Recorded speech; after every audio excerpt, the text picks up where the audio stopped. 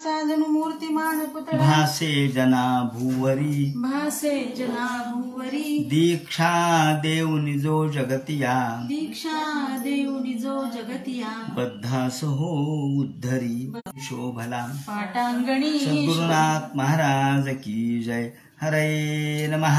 रसमः प्रकृते समशीला भजन्ति वै पितृभूत प्रजयशादीन श्रेयश्वर्य प्रलेप्सवाः वासुदेव परा वेदा वासुदेव परामखाः वासुदेव परा योगा वासुदेव परा क्रियाः वासुदेव परं ज्ञानं वासुदेव परं तपः वासुदेव परो धर्मो वासुदेव परा गतिः। भगवान वेदव्यास वर्णन करून सांगू लागले। याप्रमाणे या ठिकाणी सूत शौनकादिकांचा संवाद चाललेला आहे आणि यामध्ये ते म्हणतात की भगवंताच्या प्राप्तीसाठी मुख्य श्रद्धा आवश्यक आहे आणि भक्ती ही कशी पाहिजे तर कुठल्याही प्रकारच्या अपेक्षेशिवाय केलेली भक्ती, निरपेक्ष, त्याच्यामधून काही अपेक्षा नाही, निस्वार्थ भक्ती। ज्याप्रमाणे आई आपल्या मुलावर प्रेम करते, लहान मुलावर मोठ्या मुलावर सारखंच प्रेम करते, मग तिला अशी अपेक्षा नसते की या मुलांनी पुढे आपल्याला सांभाळावं, सांभाळेल नाही तर नाही सांभाळेल, पण प्रेम करण्याचा तिचा स्वभाव आहे। त्याप्रमाणे आपली भक्ती भगवंताच्या चरणाशी एवढी एकनिष्ठ पाहिजे की त्या भक्तीपासून आपण अढळ असलं पाहिजे। ही अढळता आणि कुठल्याही प्रकारच्या इच्छेशिवाय, अपेक्षेशिवाय, स्वार्थाशिवाय निस्वार्थ भावनेतून केलेली भक्ती ही भगवंताला पावते। अशी भक्ती कधी प्राप्त होईल ते म्हणतात वेदश्रवणाने, श्रुतीच्या ज्ञानाने, त्याप्रमाणे सतत अभ्यास केल्याने, योगाने आणि ज्ञान प्राप्त केल्याने ही भक्ती प्राप्त होते। आणि अशी भक्ती प्राप्त झाल्याबरोबर दृष्ट्वा एवात्मनीश्वरे, ज्यामुळे एवात्मनीश्वरे आपला जो अंतरात्मा आहे, भगवान आहे, तो त्यातून प्रसन्न होतो शास्त्राच्या भाषेत। आणि व्यवहाराच्या भाषेत नेमकं उलट आहे। तर परोक्ष प्रिया इव हि देवाः, पहिल्यांदा भगवंताचं दर्शन परोक्ष स्वरूपाचं होतं। परोक्ष म्हणजे इंद्रियातीत। आपल्याला भगवान हा इंद्रियातून जाणण्याचा विषय नाही, त्यामुळं आपल्याला प्रथमतः भगवंताचा साक्षात्कार हा मनात होतो, अंतःकरणात होतो आणि मग भगवान आपल्याला सर्वत्र दिसायला लागतो। हरी सर्वत्र सर्वदा, हरी सर्वत्र असल्याची जाणीव या ठिकाणी होते, दृष्टीच बदलते आणि म्हणून ते म्हणतात याप्रमाणे कर्म क्षीण होतात आणि कर्म क्षीण झाल्याबरोबर आपल्याला त्यातून भगवंताचा साक्षात्कार झाल्याबरोबर कर्माची सर्व स्थिती क्षीण पावते। कोणते कर्म? अर्थात ते म्हणतात की जे प्रारब्ध कर्म मात्र भोगावेच लागतात। प्रारब्ध कर्मणाम भोगादेव क्षयः असं सूत्र आहे, असा सिद्धांत आहे। बाकीचे जे कर्म आहेत ते कर्म हळूहळू नष्ट होतात। नष्टप्रायेष्वभद्रेषु असं त्यांनी काल म्हटलं होतं। अभद्र हळूहळू नष्ट होतं आणि त्यातून आपल्या अंतःकरणामध्ये भगवंताचा प्रवेश झाल्याबरोबर सगळा अंधार जसा नाहीसा व्हावा, सूर्य उगवल्याबरोबर, सूर्याचा उदय झाल्याबरोबर अंधार जसा नष्ट व्हावा, तशा आपल्या अंतःकरणातल्या ज्या अहंकाराच्या गाठी आहेत त्या नष्ट होत जातात। त्या नष्ट होत होत होत त्यांच्यामध्ये शक्ती क्षीण होत जाते। त्यांनी असं म्हटलंय की आपल्या अंतःकरणातले भिद्यते हृदयग्रंथी क्षिद्यन्ते सर्व संशयाः, सर्व प्रकारच्या भगवंताच्या संदर्भातले संशय, कोणी निर्माण केलं हे जग, देव आहे का, देव नाही का, मग आम्हाला का दिसत नाही, वगैरे वगैरे जे संशय आहेत सगळे क्षीण होतात, सगळे नष्ट होतात। आणि एकदा क्षीण झाले की ते काहीच करू शकत नाहीत। तुमच्या मध्ये किती राग, लोभ, प्रेम, मत्सर, द्वेष या सगळ्या भावना आहेत आपण म्हणतो, पण या जेव्हा क्षीण होतात म्हणजे त्या परिपूर्ण जरी नष्ट नाही झाल्या, परिपूर्ण नष्ट कधी होतील? ज्ञानोत्तर भक्तीमध्ये त्या नष्ट होतात असं त्यांचं म्हणणं आहे. ज्ञानोत्तर भक्तीमध्येच त्या नष्ट होतात, तोपर्यंत त्या नष्ट होत नाहीत. त्या असतातच, शिल्लक आहेतच. मग पण त्या काही करू शकतात का? नाही. उदाहरण सांगायचं झालं तर आपल्या शरीरामध्ये रोग नाहीत का? याचं उत्तर आपल्याला आहे असंच द्यावं लागेल. आपल्याला शरीरात रोग आहेतच, फक्त ते रोग व्यक्त झाले नाहीत किंवा ते सशक्त झाले नाहीत, ते प्रगट झाले नाहीत, सामर्थ्यशील झाले नाहीत, कारण आपली निरोगी असण्याची क्षमता जास्त पडली, त्यामुळे ते दबून राहिले. जसं आकाशामध्ये आता सूर्य उगवल्यावर तारका आहेत का? आम्हाला तर काही दिसत नाहीत. आहेत, पण त्या दिसत नसतात का? सूर्याच्या प्रभावामुळे त्या अभिभूत होतात. त्याप्रमाणे भगवंताच्या प्रकाशामुळे, भगवंताच्या आपल्या साक्षात्कारामुळे अंतःकरणातील ज्या गाठी आहेत त्या अभिभूत होतात, नष्ट होत नाहीत. परिपूर्ण नष्ट ज्ञानोत्तर भक्तीनेच होतात. फक्त सुरुवातीला मात्र त्या नष्टप्रायेष्व भद्रेषु हे अभद्र जवळजवळ निस्तेज होऊन जातात. आणि मग ते म्हणतात असं झालं का ही जी चित्ताची गाठ आहे, अहंकाराची गाठ आहे, ती अहंकाराची ग्रंथी कशाची आहे ते म्हणतात, हे त्याला चिज्जड असा शब्द वापरतात नाथ महाराजांनी किंवा कृष्णदयाळवानी. त्याला चिज्जड ग्रंथी असा शब्द वापरलाय. कृष्णदयाळवानी दशमस्कंधावर टीका लिहिली आहे आणि ही टीका नाथांनी स्वप्नात येऊन सांगितलं त्यांना, तुला जो रोग झालाय तो रोग जर नष्ट व्हायचा असेल तर तू टीका लिही. नाथांच्या समाधीनंतर 150 वर्षांनी नाथ स्वप्नात आले आणि नाथांनी सांगितलं की तू त्यांच्या वरती, भागवतावरती टीका लिही. आणि म्हणजे तुझ्या अंगावर जी रक्तपिती उठलेली आहे, सगळ्या अंगाचा दाह होत होता, रक्तपिती 12 वर्ष त्यांनी फक्त कडुलिंबाचा पाला खाल्ला म्हणे, पण तरी सुद्धा त्यांचा रोग कमी झाला नाही. आणि मग जेव्हा हा उपाय सांगितला आणि जसं जसं जसं लिहायला सुरुवात केली, हरिवरदा लिहिलाय पैठणला, जसं जसं जसं लिहायला सुरुवात केली तसं तसं तसं त्यांचा आग कमी होत गेली. कशी काय कमी होत गेली हो?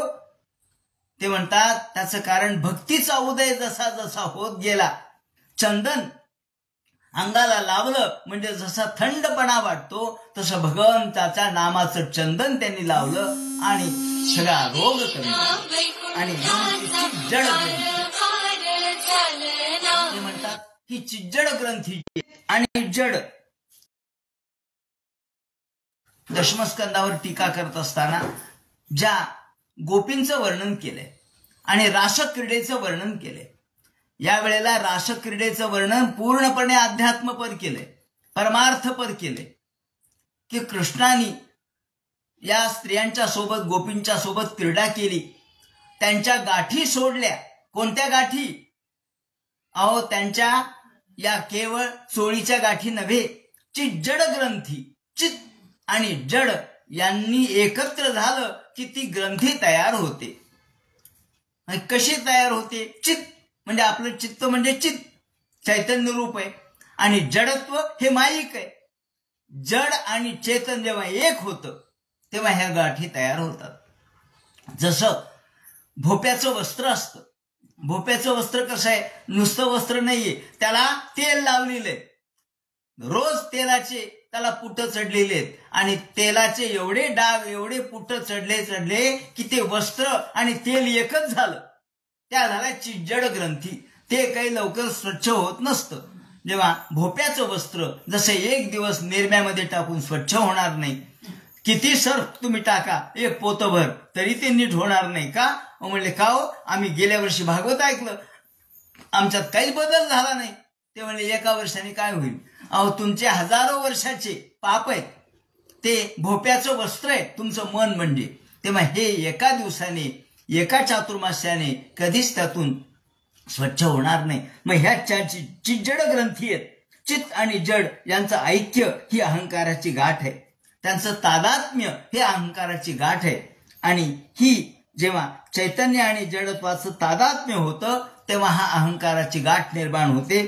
ती गाठ नष्ट करणे म्हणून ते म्हणतात की भगवंताच्या या भक्तीच्या उदयाने 6 प्रकारची जी भक्ती सांगितली आहे, आधी मुनित्व निर्माण झालं पाहिजे, त्याचप्रमाणे मग वेदांताचं श्रवण झालं पाहिजे, ते श्रवण अनुष्ठानपूर्वक झालं पाहिजे, त्यातून जी भक्ती दृढ झाली पाहिजे आणि अशी दृढ भक्ती जेव्हा होते तेव्हा ह्या चिज्जड ग्रंथी आपोआप नष्ट होतात आणि असंभवानादी दोष नष्ट होतात.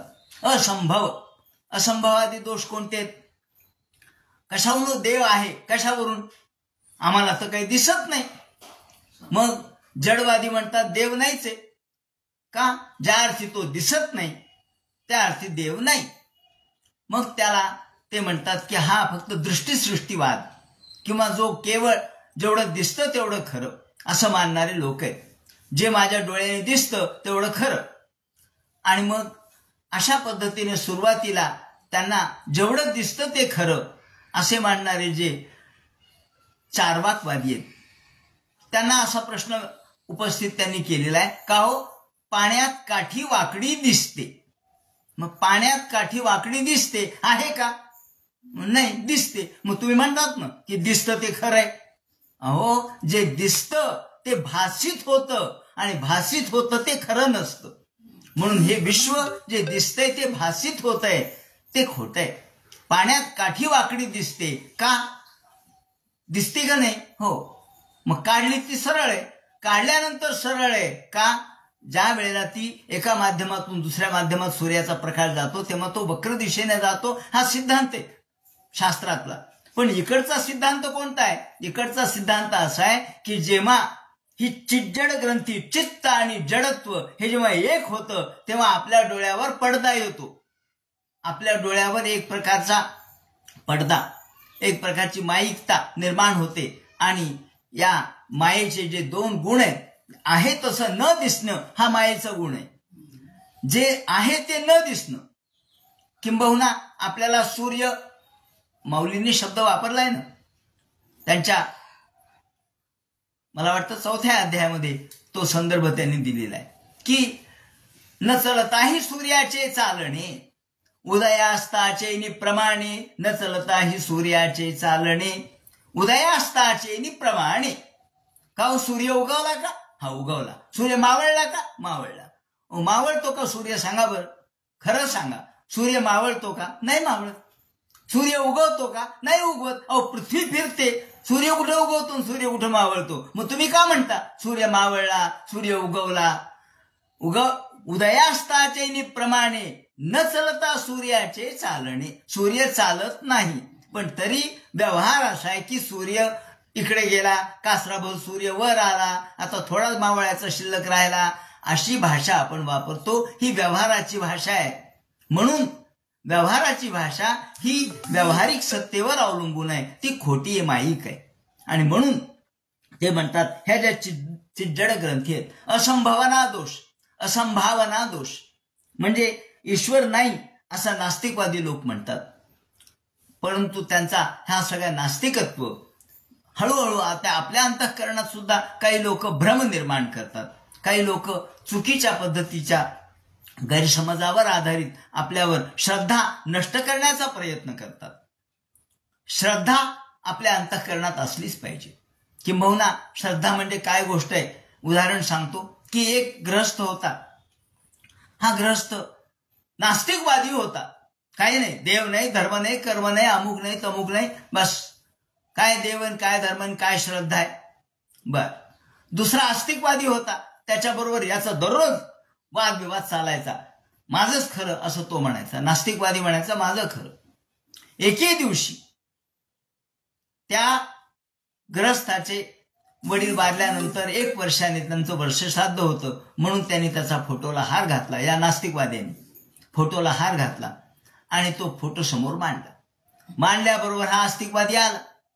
आल्याबरोबर त्यांनी तो फोटो खाली पाडला. पाडल्याबरोबर हा चिडला, अरे माझ्या वडिलांचा फोटो खाली पाडला.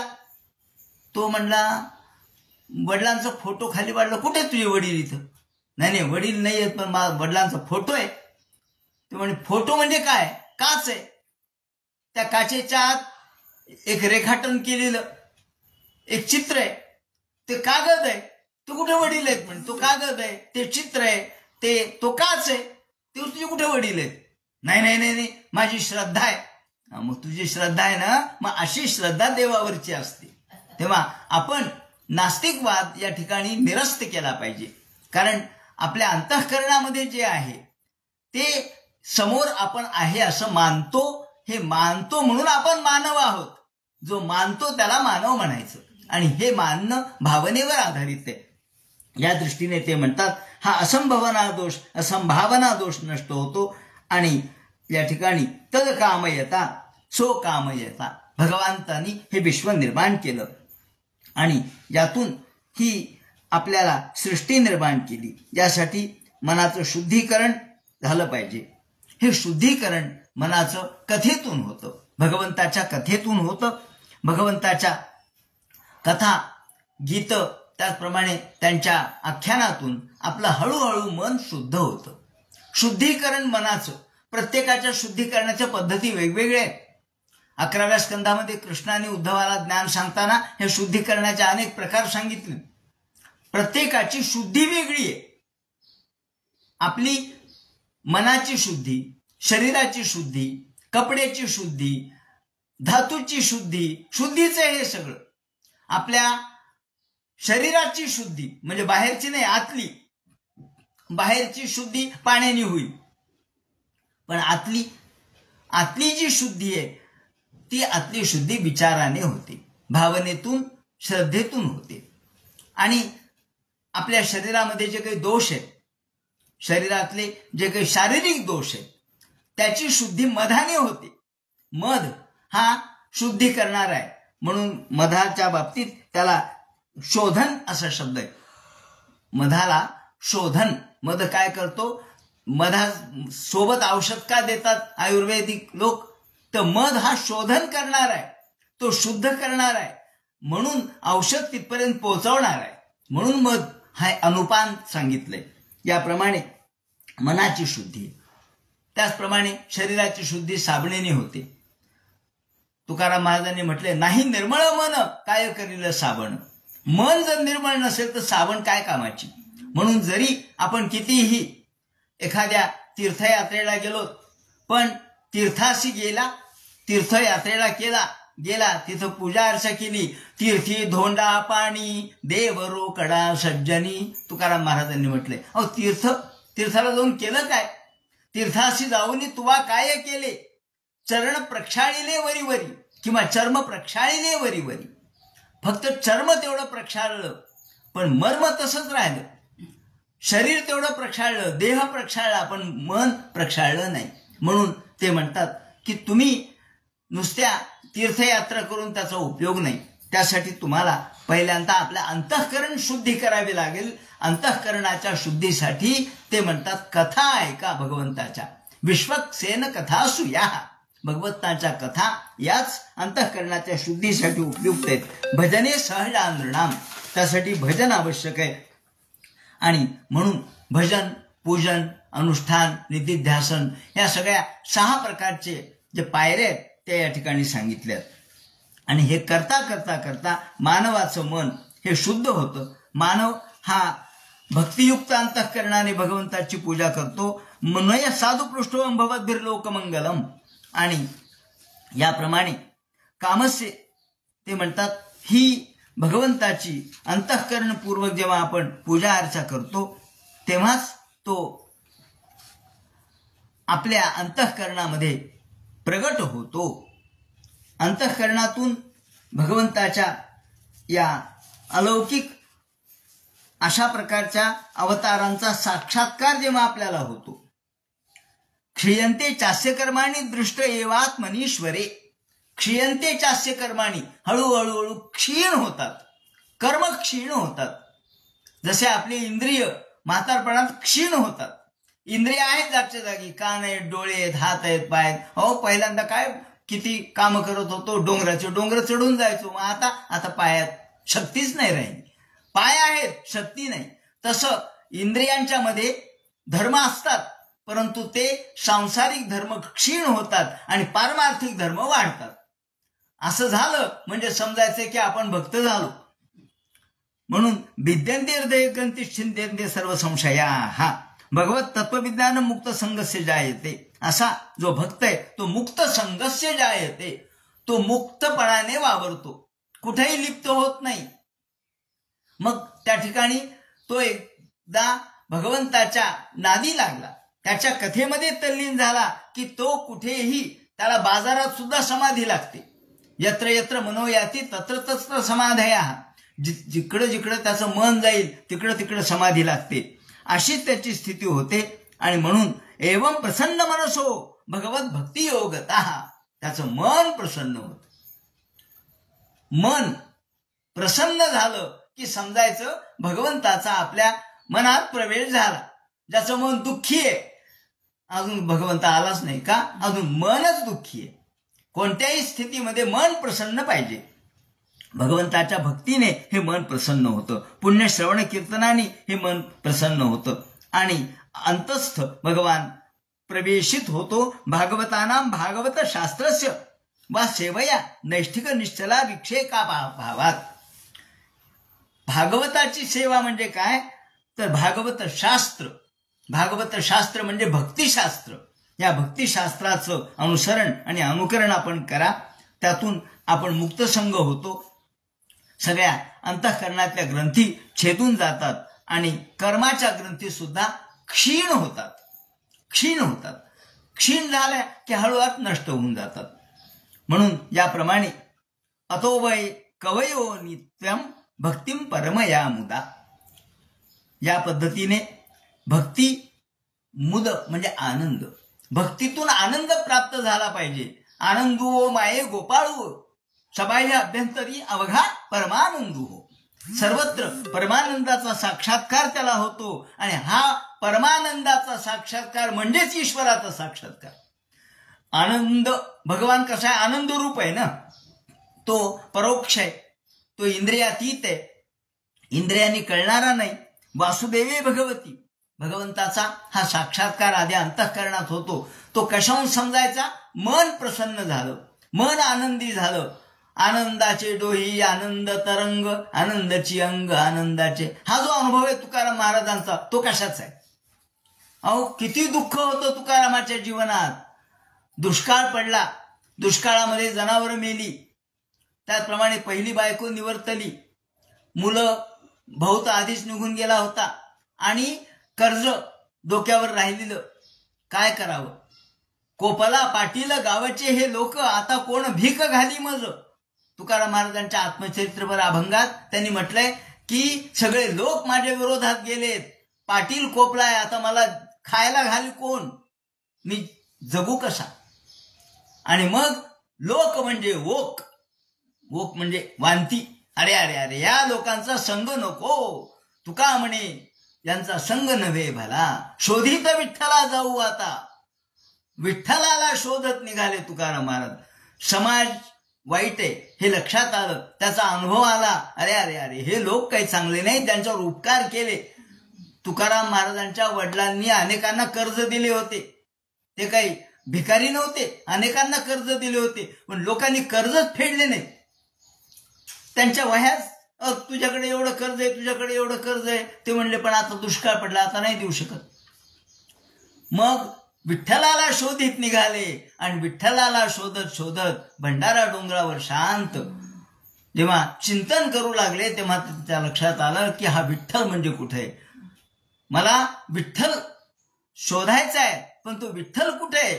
तो फक्त पंढरपूरला नाहीये, तो विठ्ठल सर्वत्र आहे. याचा साक्षात्कार त्यांना होतो. आणि मग देव रोकडा सज्जनी, सज्जनांच्या मध्ये देव आहे हे लक्षात येतं. तो रोकडा देव आहे, कॅश, चेक मधला नाही, वटतो नाही तर नाही वटत, पण तो कॅश देव जर कोणता असेल तर तो सज्जनामध्ये.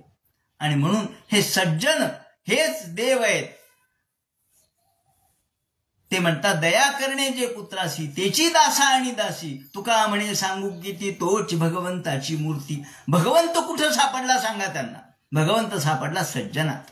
आणि याप्रमाणे मग अंतःकरणामध्ये किती दुःख होतं, किती व्याप होते. भावाला बोलावलं आणि सांगितलं, हे पहा, वडिलांचे एवढे एवढे लोकांनी कर्ज घेतलेले आहेत, तुझ्या वह्या अर्ध्या तुला, अर्ध तू वसूल कर, मला माझ्या अर्ध्या वह्या त्यांनी लिखापडी केलेल्या, आता तुझ्या वह्या तू घे, माझ्या वह्या मी घेतो. कान्होबाने घेतल्या त्या अर्ध्या. तुकाराम खाली आले आणि नदीमध्ये वह्या बुडून टाकल्या. मला गरज नाही, मला या लोकांकडून वसुली करायची नाही, तुझं तू वसूल कर, नाही तर करू नको, तुझ्या वह्या अर्ध्या तुला देऊन टाकल्या. याप्रमाणे सांगायचं असं की एवढ्या दुःखामध्ये सुद्धा तुकाराम महाराज आनंदी होते. का बरं? आनंदाचे डोही आनंद तरंग, आनंदाचे अंग आनंदाचे. हा जो आनंद आहे तो भगवंताचा साक्षात्कार आहे. आणि हो, हा आनंद भक्तिम परमया मुदा, मुदा म्हणजे आनंद, परम आनंद, नुसता मुदा नाही, परमया मुदा, अत्यंतिक आनंद जर कोणता असेल तर तो भगवंत आहे. आणि असा भगवंताचा आनंदाचा साक्षात्कार अंतःकरणात झाल्याबरोबर समजायचं की देव आपल्या अंतःकरणात आलाच आहे. आता त्याला हलू द्यायचं नाही, मात्र त्याला आपण जागेवर ठेवायचं. वासुदेवे भगवती कुर्वन्मत्या आत्मप्रसादनीम, वासुदेवे भगवती कुर्वन्त्या आत्मप्रसादनीम. आत्मप्रसाद, भगवंत एकदा आला की आपल्या अंतःकरणात समाधान प्राप्त होतं आणि मग आपल्याला भगवंताचं स्वरूप कळायला लागतं. आता भगवंताचं स्वरूप कसं आहे ते म्हणतात 3 प्रकारचे. आता इथून थोडं वेगळं वळण द्यायला सुरुवात केली त्यांनी भागवतकारांनी. भगवंताचं स्वरूप 3 प्रकारचे. एक सत्व आहे, एक रज आहे, एक तम आहे. सत्वम रजस्तमैती प्रकृतिर्गुणास्तेर युक्त परः पुरुष एक एहास्य धत्ते. भगवान 3 प्रकारचा आहे. एकच भगवान 3 रूपाने प्रगटला. कोणता? सत्व, रज आणि तम. पुरुष एक, तो एकच आहे, पण ह्यास्य धत्ते, तो 3 रूपामध्ये प्रगटला. मग हा 3 रूपामध्ये का प्रगटला? एका श्लोकाच्या मध्ये आपण प्रश्न विचारायचं म्हणजे पुढचं उत्तर कळतं. भागवत असं आहे, भागवत आपण त्याला प्रश्न विचारायचा आहे. मग हे का? तर ते म्हणतात स्थित्यादे हरिवीरंच हरे ते संज्ञा. स्थिती म्हणजे पालन, उत्पत्ती आणि संहार, ह्या 3 गोष्टी करायच्यात ना, म्हणून त्याने 3 रूप धारण केले. 3 रूप धारण केले किंवा 3 स्वभाव धारण केले. त्याला म्हणजे इथं काय झालं, आता मूळ जे परब्रह्म आहे, मूळ परब्रह्म, निराकार, निर्विकार, निर्गुण वगैरे काय जे आपण म्हणतो ते सगळं परब्रह्म यांनी गुण धारण केले. मग गुण धारण केले की तो भगवान झाला, त्याला भगवान म्हणायचं. भगवान मूळ परब्रह्म भगवान नाहीये. भग म्हणजे ऐश्वर्य, ऐश्वर्य म्हणजे गुण झाला. मग गुण त्यांनी स्वीकारला, गुण आत्मसात केला. ज्या गुणांनी तो प्रगटला, कारण गुण आल्याशिवाय प्रगटन होत नाही. आपण सुगंध आला, अरे कुणी अत्तर लावून आलंय काय? हे अत्तर कशाचं आहे? हे अत्तर चंदनाचं दिसतंय का? सुगंध चंदनाचा आला, म्हणजे हा गुण आला, सुगंध. आणि मग आपल्याला अत्तराची कल्पना आली आणि मग हा चंदनाचं हे कळालं. गुणावरून म्हणजे वासावरून आपण अत्तराची संकल्पना आणि गुण संकल्पना केली. तसं भगवंत म्हणतात की मी मूळ जरी निर्गुण निराकार निर्विकार असलो तरी मायेचे गुण मी स्वीकारतो आणि प्रगट होतो. त्याशिवाय लोकांच्या इंद्रियाला कळत नाही, कानाला ऐकू येत नाही, डोळ्याला दिसत नाही, नाकाला कळत नाही. अवचिता परिमळू झुळकला अळूमाळू, मी म्हणे गोपाळू आला. गोकुळातलं वर्णन आहे. ज्या वेळेला गोपाल कृष्णाच्याच तल्लीनतेमध्ये ह्या सगळ्या गोपिका आहेत आणि कृष्ण गुप्त झालेत. अहो कृष्णाचा शोध चाललाय, इकडे आहेत का, तिकडे आहेत का, तिकडे आहेत का, या झाडाच्या मागे आहेत का, तिथे आहेत का. एकदम तुळशीचा वास आला. अवचिता परिमळू झुळकाला आळूमाळू, एकदम तुळशीचा वास आला. अरे तुळशीचा वास आला, पक्क भगवान इथे का? तुळशी शिवाय भगवान राहतच नाहीत. तुळशीची माळा त्यांच्या गळ्यामध्ये असते, त्यांना ती आवडते. आणि म्हणून तुळशीवरून अनुमेय म्हणतात त्याला, अनुमान.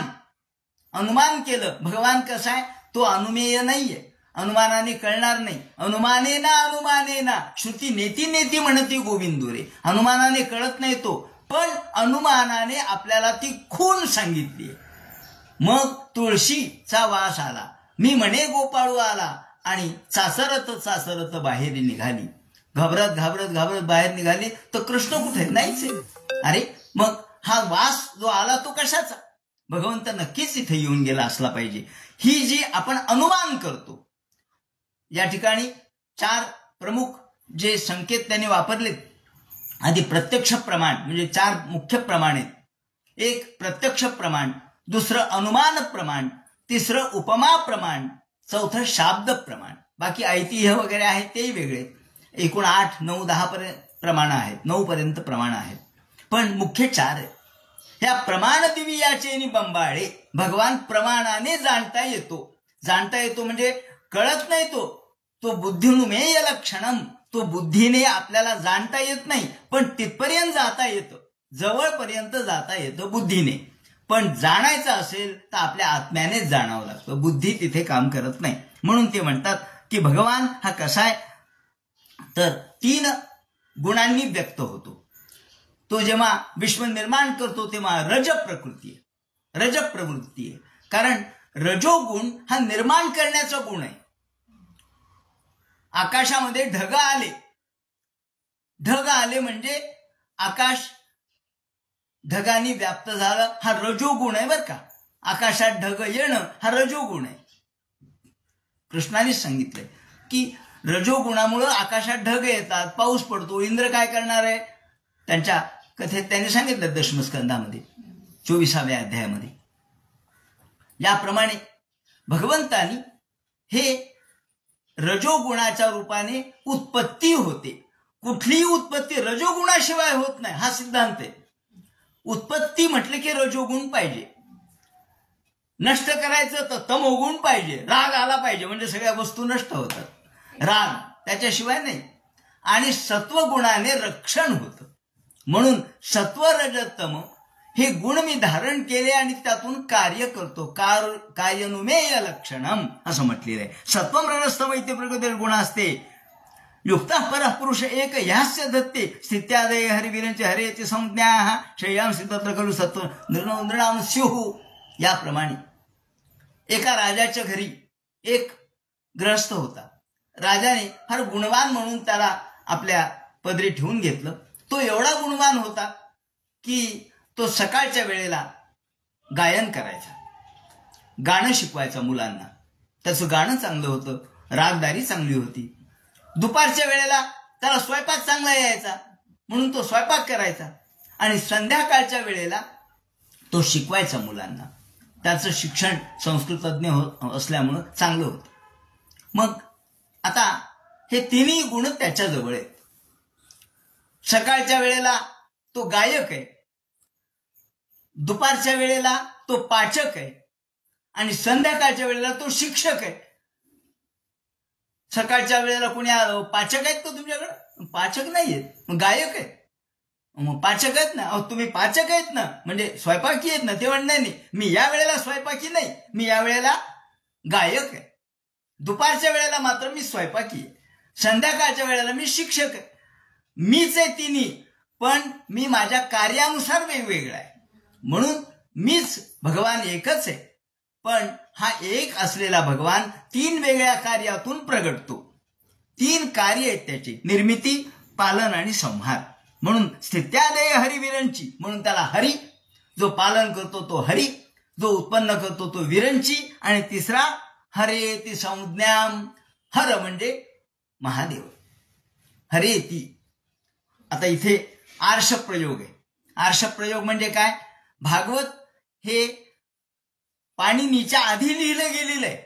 पाणिनी जे व्याकरण तयार केलं, व्याकरणाचे जे नियम तयार केले, त्या नियमानुसार हे भागवत बसत नाही. त्यामुळे इथे असं म्हटलंय की हरमिती संज्ञाम असं पाहिजे होतं. संज्ञा हा, हरमिती संज्ञा हा असं पाहिजे होतं. इथे हरेती हा जो शब्द वापरला तो प्रयोग आर्ष आहे. आर्ष म्हणजे पूर्वीच्या काळातल्या संस्कृतचा आहे, पाणिनीच्या पूर्वी, ज्याला ऋग्वेदातलं यजुर्वेदातलं संस्कृत म्हणू आपण, ते वेदांचं काळातलं संस्कृत ते वापरले. त्याला आर्ष म्हणतात. आर्ष म्हणजे ऋषीने केलेले प्रयोग, त्याला आर्ष म्हणतात. तेव्हा हरेती संज्ञा, हरमिती असं पाहिजे होतं, हरम इति संज्ञा, पण हरेती हा प्रयोग आर्ष. म्हणून पार्थिवा दारुणा धूमस्तस्माद अग्निस्त्रयी मया. आता उदाहरण त्यांनी असं दिलेलं आहे की अग्नीचे 3 प्रकार आहेत. पार्थिवा दारुणा धूमस्त तस्माद अग्निस्त्रयी मया. लाकूड आहे, हे लाकूड हे पृथ्वी तत्व आहे आणि दारू म्हणजे लाकूड. त्या लाकडामध्ये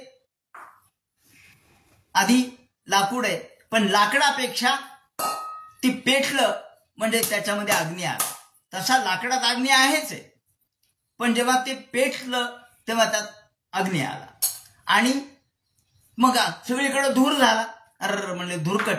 आणि धुरकट पेण्यापेक्षा जेव्हा तो प्रज्वलित होतो तेव्हा तो अधिक चांगला. म्हणजे लाकडातल्या अग्नीपेक्षा पेटलेला अग्नी चांगला, पेटलेल्या अग्नीपेक्षा म्हणजे धुरकट अग्नीपेक्षा पेटलेला अग्नी चांगला. त्याप्रमाणे ते म्हणतात पार्थिवा दारुणो धूमस तस्माद अग्निस्त्रयीमया. हे त्रयीमय 3 प्रकारचा अग्नी कोणता आहे ते म्हणतात भूताग्नी, देवाग्नी आणि ब्रह्माग्नी. अग्नीचे 3 प्रकार आहेत. पृथ्वी, यामध्ये अग्नी हा पृथ्वी, पवमान असे त्याला नाव आहेत.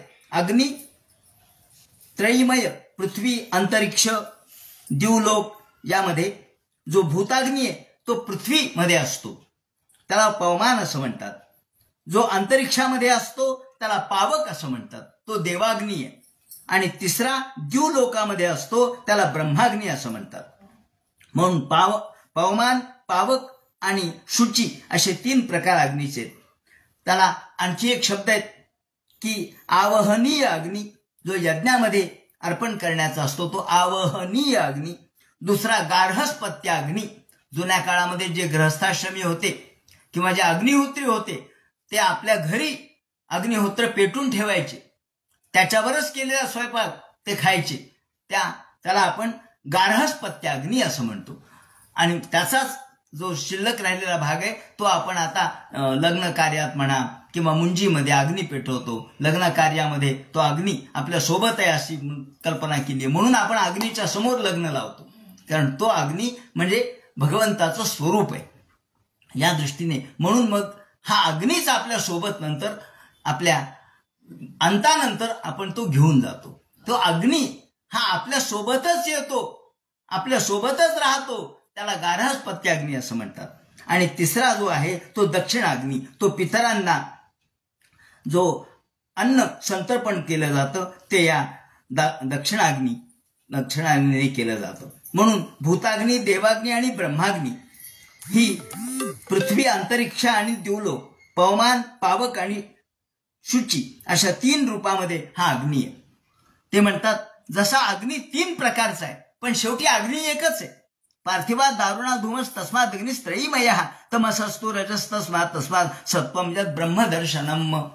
तसं आधी सामान्य रूपामध्ये लाकडात अग्नी आहे तो तम रूपामध्ये, जेव्हा तो धुरकट असतो तेव्हा तो रजो रूपात असतो आणि जेव्हा तो पेटला जातो तेव्हा तो प्रत्यक्ष सत्वरूपात असतो. त्याप्रमाणे ब्रह्म सुद्धा असंच आहे. सामान्य स्वरूपात सगळ्या जगात ब्रह्म आहे. सामान्य रूपात जसा काड्याच्या पिठीत अग्नी आहे का, आहे सामान्य रूपात. तो कधी दिसेल, पेटवल्यावर दिसेल. त्याप्रमाणे ब्रह्म सर्वत्रच आहे, ईश्वर नाही. ईश्वर सर्वभूतानां हृद्देशेर्जुन तिष्ठती भ्रामयन सर्वभूतानी यंत्रारूढानी मायया. असं जे गीता म्हणते ते यासाठी की प्रत्येकाच्या ठिकाणी ब्रह्म आहेच आहे, पण ते सुप्त स्वरूपात आहे, ते आपल्याला दिसत नाही, ते सामान्य रूपात आहे. मग रजामध्ये ते प्रगट होतं, रजो रूपात प्रगट होतं, कारण रज म्हणजे निर्मिती. आणि सत्वरूपामध्ये ते आपल्याला प्रत्यक्ष साकार होतं. स्वयंतत् सत्वंतत् ब्रह्मदर्शनम. याप्रमाणे ते म्हणतात भेजरे वनयो थागरे भगवंत मदोक्षजम सत्वम विशुद्ध क्षेमाय कल्पन्ते एनुतान्यः. आणि म्हणून 3 प्रकारचे जे रूप आहेत माझे, सत्व, रजतम. काही लोक सत्वाची उपासना करतात, काही लोक तमाची उपासना करतात आणि काही लोक रजोगुणाची उपासना करतात. कोणकोणते? मग एखादा महादेवाची उपासना करतो. आता उदाहरणार्थ आता शिवपुराणाचं महात्म्य चाललेलं आहे, सगळीकडे शिवपुराण शिवपुराण आहे ना, तोही ईश्वरच आहे, पण तो तमोरूपातला आहे, तमोरूपातला ईश्वर आहे. तो प्रसन्नही होतो आणि तो भस्मसातही करतो, दोन्ही करतो. या दृष्टीने ईश्वराचे हे 3 रूप. मुमुक्षो घोर रूपान हित्वा भूतपती नथ नारायण कला शांता भजन्ते हनसूयवहा. म्हणून आपल्याला 3 रूप भगवंताचे दिसतात, सत्व, रज आणि तम. सात्विक, राजस आणि तामस. काही लोकांचं नृसिंह आमचं देव आहे, नृसिंह आमचं आराध्य दैवत आहे. मग नृसिंह हे विष्णूचंच रूप आहे हो, पण ते क्रुद्ध आहे, रागीट आहे. मग ते त्यांचे वंशज तसेच राहतात, त्यांचे वंशज तसेच होतात. जो ज्याची उपासना करतो तो तसाच बनत असतो. म्हणून त्याच्यामध्ये ती शक्ती प्राप्त होत असते, त्या देवतेची शक्ती त्याच्यामध्ये प्राप्त होते. शंकराचार्यांचं उदाहरण असं सांगितलं जातं की शंकराचार्याकडे एक राजा आला आणि ते मुस्लिम होता आणि तो म्हणला, क्यों बम्मन, मुझे भी यज्ञ याग करने की मनीषा है, मला सुद्धा यज्ञ याग करायचा आहे आणि मला भैरव यज्ञ करायचा आहे. ते म्हणे भैरव यज्ञ करा म्हणे, पण भैरव यज्ञाला सम्राटाचं मस्तक लागतं म्हणले आहुती द्यायला. मग शंकराचार्य म्हणले ठीक आहे कर ना, तुला काय करायचं. नाही नाही नाही म्हणजे सम्राट, मग तो विद्वत्तेमधला सम्राट तुम्हीच आहे, तेव्हा विद्वत्तेमधले सम्राट तुम्ही तर मला तुमचं मस्तक पाहिजे. आता शंकराचार्याला पेच पडला, म्हणले आता याला नाही म्हणावं तर म्हणते तुमच्या देहावर प्रेम आहे, हो म्हणावं तर हा आपलं मस्तक छाटून घेईल, काय करावं. मग शंकराचार्य म्हणले पहा तुम्ही माझं मस्तक घेऊ शकता, फक्त मी समाधी लावतो, समाधी लावली म्हणजे मला काही जाणीव होणार नाही, माझं मस्तक काढून घेऊन जा. शंकराचार्यांनी समाधी लावली, डोळे झाकले आणि डोळे झाकल्याबरोबर हा मुस्लिम राजा आला आणि हातात तलवार घेतली आणि मारायला धावला. आता त्यांचं मस्तक तोडणार एवढ्यात त्यांचा एक शिष्य नृसिंहाचा उपासक होता, हा शिष्य धावत धावत धावत आला. या ठिकाणी श्रीधराचार्य जे आहेत ते नृसिंहाचेच उपासक आहेत. नृहरी असा शब्द तो वापरलाय त्यांनी या मायेच्या संदर्भात. जेव्हा त्यांनी 87व्या अध्यायावर म्हणजे वेदस्तुतीवर भाष्य केलं त्यावेळेला हे नृहरी या मायेपासून माझं रक्षण कर असं म्हटलंय. नृत्यंती तो भिक्षणांगण कथा काल स्वभावादिभीर असं म्हणून ही माया भगवंतासमोर नृत्य करते, पण त्या मायेने आम्ही बद्ध झालो, ते हे नृहरी माझं रक्षण कर असं म्हटलं. कारण हे सुद्धा नरसिंहाचेच उपासक आहेत आणि हे शंकराचार्यांचे शिष्य होते. तो नृसिंहाचा उपासक असलेला धावत धावत आला आणि त्याच्यामध्ये नृसिंह शिरला. नृसिंहाचा उपासक होता आणि त्याला काही कळायच्या आत त्यांनी राजाला खलास करून टाकलं. राजाला खलास झालं, राजा ठार झाला. थोड्या वेळाने शंकराचार्य या समाधीतून उत्थित अवस्थेत आले, त्यांचं व्युत्थान झालं. म्हणजे अरे हे काय म्हणले, राजाला कुणी मारलं. आता त्यालाही लक्षात नाही. तो म्हणला काय की मलाही माहित नाही, पण मला एकदम काय झालं माहित नाही, पण एकदम माझ्या अंगामध्ये कुणीतरी शिरल्यासारखं वाटलं. म्हणजे तुझ्या हातात काय होतं, काहीच नव्हतं. अहो नख नव्हते, शस्त्र नव्हतं, मारलं कसं. नृसिंहाने आपलेच नख तिथं वापरले आणि बरोबर त्या राजाचा निपात करून टाकला. सांगायचं तात्पर्य असं की जो ज्याचा उपासक आहे ती त्याची उपासना त्याला फलद्रूप होत असते आणि त्याला त्याचा प्रमाणे त्या उपास्य दैवत त्याच्या अंगात प्राप्त होतं, शिरतं आणि त्याचं कार्य करतं. थोडक्यात उपास्य दैवत हे आपलं कार्य करतं. मुमुक्षवो घोर रूपान, त्याला घोर रूप म्हटले. घोर म्हणजे भयानक. काही लोक घोर रूपाची उपासना करणारे असतात, तर काही भूतपती नथ, काही भूतपतींची उपासना करणारे. मग छोटे छोटे देव, येडाई, म्हसाई, त्याचप्रमाणे लक्ष्मी आई, हे ज्या देवता आहेत, ग्रामदैवत थोडक्यात खंडोबा, विरोबा, हे जे ग्रामदैवत आहेत त्यांची उपासना करणारे त्याला भूतपती नथ असा शब्द वापरलाय. काही लोक नाही आम्हाला हे म्हसोबाची उपासना करावीच लागते. म्हसोबा आमच्या रानात आहे. आम्ही दर अमावस्याला नारळ फोडतो आणि त्याचे कल्याणही होतं. का? तो सुद्धा देवच आहे ना. छोट्या छोट्या रूपामध्ये देवत्व सगळीकडेच आहे. मग ते म्हणतात असे जे छोटे छोटे आहेत, कुणी म्हसोबा आहेत, कुणी येडोबा आहेत, कुणी मरी आई आहे, कुणी लक्ष्मी आई आहे, त्याचप्रमाणे हे छोटे छोटे जे हा एखादा मुंजा आहे तो सुद्धा भूतपतीच आहे. त्याची उपासना करणारी काही मंडळी आहेत आणि काही शांत भगवंताची उपासना करणारे, विष्णूची उपासना करणारे, शांताकारं भुजगशयनं ते आहेत. महादेवाची उपासना करणारे, भूतपतींची उपासना करणारे, घोर रूपाची उपासना करणारे हे त्यांच्या त्यांच्या वृत्तीनुसार उपासना करतात असं भागवतकारांचा इत्यर्थ आहे. भागवतकार असं म्हणतात की प्रत्येक जण आपापल्या वृत्तीनुसार मला अमुक देव आवडतो. का आवडतो?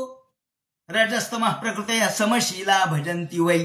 भागवतामध्ये जे की वर्ड्स आहेत ते हा की वर्ड आहे. कोणता? समशीला भजंती वै. बस, प्रत्येक जण आपल्या स्वभावानुसार भजन करतो. कोणाला कोणता देव? आम्हाला देवी आवडते हो, देवी भक्त आहेत आम्ही. हो का? तर तुम्हाला देवी का आवडते? तर देवीने आम्हाला संपत्ती दिली, देवीने आम्हाला समृद्धी दिली, देवीने आम्हाला पुष्टी दिली, देवीने आमचं सगळं कल्याण केलं. बरोबर आहे ना? ते वाईट नाहीये. देवी आवडणं हे स्वाभाविक आहे. पण तिथे रज प्रकृती आहे. कारण रजोगुणी स्वभाव आहे. रजोगुणी स्वभाव कसा असतो? सुख, ऐश, आराम, पैसे, अडके, गाद्या, गिरद्या, लोड, तक्के, अत्तर, अमुक तमुक, पंचपक्वान हे सगळं रजोगुणाची वैशिष्ट्य आहेत. हे ज्याला आवडतं त्याला देवी आवडते. म्हणून तो रजोगुणी आहे का तमोगुणी आहे का सत्वगुणी आहे हे त्याच्या देवाच्या उपासनेवरून ठरवावं. तू देवीची उपासना करतो ना, मग तू रजोगुणी आहेस. कारण देवी रजोगुणाचं दर्शन घडवणारी. तुम्ही म्हणाल देवीने का बरं रजोगुण धारण केला? अहो, माणसं वेगवेगळ्या गुणांचे आहेत. हे माणसं आपल्याकडे आकृष्ट व्हावेत आणि अंतिमतः भगवंताकडे जावेत म्हणून रजोगुण. मग ठीक आहे, देवीने तो धारण केला. तमोगुण महादेवाने धारण केला. म्हणजे आम्हाला महादेव आवडतो. काय? आशुतोष उमापती. ताबडतोब प्रसन्न होतो, ताबडतोब रागावतो. महादेव आमचा देव. मग शंभू भोळा शंकर, भोळा सांब. परंतु एखाद्याचा निपात करायचा झाला तर ताबडतोब हातात त्रिशूल घेलन खलास करून टाकेल, मागचा पुढचा विचार करणार नाही. तसं मला पाहिजे. रामदास स्वामी नाही म्हणतात का? धटाशी असावे धट, उद्धटाशी उद्धट, खटनटाशी खटनट अगत्य करी. जशाच तसं, बाकीची गोष्ट नाही. जो जसा असेल त्यांनी शिव्या दिल्यात का? आपण शिव्याला कमी नाही करायचं. चलू द्या. का? धटाशी असावे धट, उद्धटाशी उद्धट. तो आरे म्हणला तर आपण कार्य म्हणलं पाहिजे, नाहीतर त्याशिवाय तो मागं सरत नाही. तुम्ही आपले किती अपराध सहन करताल ते म्हणते विष्णू तुमचं तत्व आम्हाला पटत नाही. अपराध कसे सहन करायचे? आम्हाला नाही सहन होत. मग ते म्हणे ठीक आहे, तुम्ही महादेवाची उपासना केला. याप्रमाणे पितृभूत प्रजेशादीन श्रेयश्वत्या प्रजेत सभा. कोणाला संपत्तीची अपेक्षा असते तर तो देवीची उपासना करतो. कोणाला प्रजेची अपेक्षा असते, पुत्र पौत्र धनं धान्यम हस्ते श्वाद गवे रथम प्रजानाम भवसी माता आयुष्मंतं करो तुम्ही. ही देवी हे सगळं प्राप्त करून देते. मग कुणी पितरांची उपासना करतो, कारण प्रजातंतू वाढला पाहिजे. पितर जर रुसले, पितर जर आपल्यावरती रुष्ट झाले तर आपला प्रजातंतू वाढत नाही. मग लोक म्हणतात तुम्ही आता नागनारायण बळी करा, तुम्ही काय शांतीच करा, तुम्ही कुठली तरी एखादी नागनारायण बळी किंवा शांती यासारखी गोष्टी सांगतात. मग त्यातून काय होतं? पितर प्रसन्न होतात. मग त्रिपिंडी सांगतात. का बरं त्रिपिंडी का केली? अहो, पितरांच्यासाठी केलेले हे प्रयोग आहेत. पितरांना आधी खुश करा. प्रत्येक जण जर आपल्याकडे फार सुंदर विवरण आहे. कुणी एकटा कधी सुखी होऊ शकत नाही, हे तत्व आहे आपलं भारतीयतलं बरं का. एखादा काचेच्या घरात राहायला लागला आणि तो जर दुसऱ्याच्या घरावर दगड मारायला लागला तर लोक म्हणतात तुम्ही जर काचेच्या घरात राहत असतील तर दुसऱ्याच्या घरावर दगड मारू नका, कारण तुमच्या घरावरही दगड येतील आणि तुमचं जीवन असह्य होईल.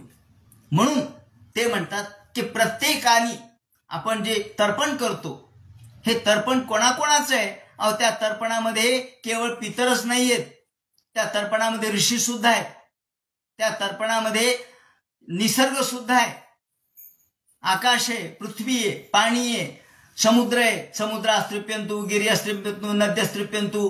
का बरं? त्यांची तृप्ती, हो त्यांची तृप्ती झाली म्हणजे माझी तृप्ती होईल. वयांशी तृप्यंतू, पक्षी तृप्त व्हावेत, गाव तृप्यंतू, गायी तृप्त व्हाव्यात, गायी, गुरं, त्याचप्रमाणे द्विज, ब्राह्मण हे सगळे तृप्त झाले तर मी तृप्त होईल. म्हणजे हे सगळे खुश राहायला पाहिजेत. अर्थात सगळा समाज खुश झाला, खुश राहिला तर मला सुखाने जगता येईल, हे तत्व आहे. आणि आपण काय करतो? हे सगळे दुःखी राहायला पाहिजे, मी एकटा सुखी झाला पाहिजे, ते म्हणतात हे तत्व चुकीचं आहे. म्हणून मी एकटा कधीच सुखी होऊ शकत नाही, हे भागवताने सांगितलंय, हे आमच्या भारतीय साहित्य, भारतीय संस्कृतीने सांगितलंय. म्हणून आपण जे तर्पण करतो ते केवळ पितरांचं तर्पण नाहीये, ते ऋषींचं आहे, पितरांचं आहे, देवांचं आहे, इंद्रांचं आहे, वरुणाचं आहे, सगळ्यांचं आहे. या दृष्टीने आपण याचा बारकाईने विचार केला पाहिजे. नागास्त्रिप्यंतू, गावास्त्रिप्यंतू, सिद्धास्त्रिप्यंतू, साध्यास्त्रिप्यंतू, साध्य नावाचे देव आहेत, सिद्ध नावाचे देव आहेत, या सगळ्यांची तृप्ती झाली की मग ऋषी येतात. वसिष्ठ, ज्यांच्यापासून आमची उत्पत्ती झाली त्यांची सगळे त्यांचे नावं घ्यायला पाहिजेत, कारण त्यांचे नावं घेतले म्हणजे त्यांना समाधान प्राप्त होतो. माझी आठवण ठेवली बरं का. तो म्हणतो बरं झालं, ज्या वंशात जन्माला आलात त्यांची आठवण ठेवली. जसे वडिलांचं नाव घेतलं म्हणजे वडिलाला बरं वाटतं, तसे हे आमचे वडील, वडिलाचे वडील कोणतरी आहेतच ना. तेव्हा हे सगळे वामदेव स्त्रिप्यंतू, सिद्धास्त्रिप्यंतू, याप्रमाणे हे सगळे ज्यांनी भारत केलं, महाभारत केलं, व्यास आहेत, वसिष्ठ आहेत, या सगळ्यांचं, विश्वामित्रादी सर्वांचं स्मरण केलं. आणि मग पितरांचं स्मरण आहे, मग पितरांचं स्मरण आहे. आणि मग या सगळ्या पद्धतीने म्हणजे कशी ही जुळवली आहे.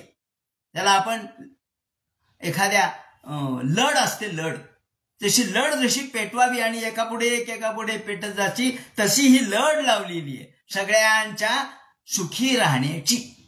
तर तुम्ही सुखी, नाही तर तुम्ही सुखी होऊ शकत नाही. म्हणून ते म्हणतात याप्रमाणे पितृभूत प्रजेशादीन श्रेयश्वर्य प्रजेत सवाहा. श्रेय म्हणजे संपत्ती, ऐश्वर्य, पैसा आणि प्रजा यांच्या इच्छा माणसाला असतात, असणं काही वाईट नाही. आणि त्यासाठी या सर्वांची उपासना आपण करतो. आणि म्हणून या सगळ्यांना आपण यज्ञ, याग, धर्म, कर्म हे सगळे या दृष्टीने करतो. म्हणून पुढे ते म्हणतात वासुदेव परा वेदा, वासुदेव परा मखाः, वासुदेव परा योगा, वासुदेव परा क्रियाः, वासुदेव परम ज्ञानम, वासुदेव परम तपः, वासुदेव परो धर्मो, वासुदेव परा गतिः. हे सगळं अंतिमतः वासुदेवाकडेच जाणार आहे. पण हळूहळू आपण तिथपर्यंत जातो. एकदम तुम्हाला वासुदेव कळणार नाही.